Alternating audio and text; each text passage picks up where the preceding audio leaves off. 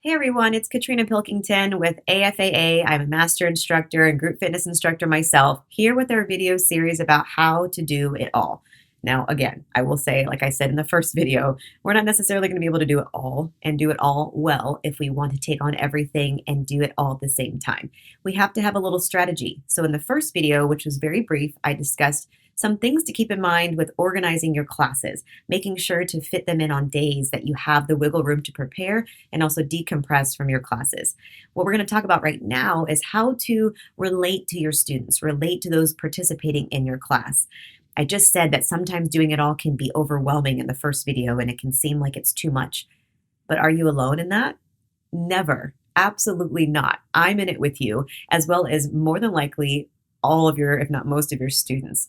So my second piece of advice for how to do it all is to relate through the mess. When you're sharing on social media and sharing and relating with your client base or student base on whatever platform you're using virtually or in person, you don't necessarily have to overshare, right? You don't have to share more than you want to about your personal life, but relate through the mess. Don't ever feel like you're alone in juggling being a wife, mother, sister, brother, cousin, student, full-time worker, whatever you are doing, there's somebody out there who needs to feel the same as you do, that they can relate to you. So I know for myself, I share a lot on my social media about my training for my running and trying to getting all my papers done for school and juggling, handling a little human as a child in my home.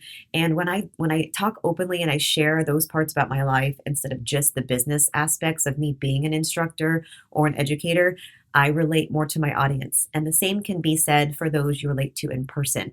Making sure that your students and your participants know that you are just the same as them, that you are trying to juggle it all too, and that there's no need for perfection. We're not here to be perfectionists. We're here to do the best we can with what we've got.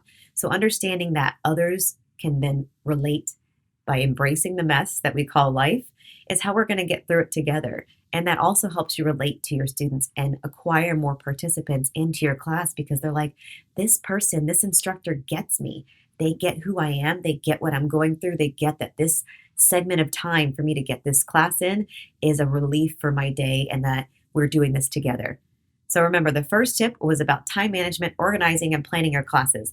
The second tip is all about relating through the mess. We've all got a mess to deal with in life every single day, but it's in perspective of how we deal with it positively or negatively and knowing that others are in this with us.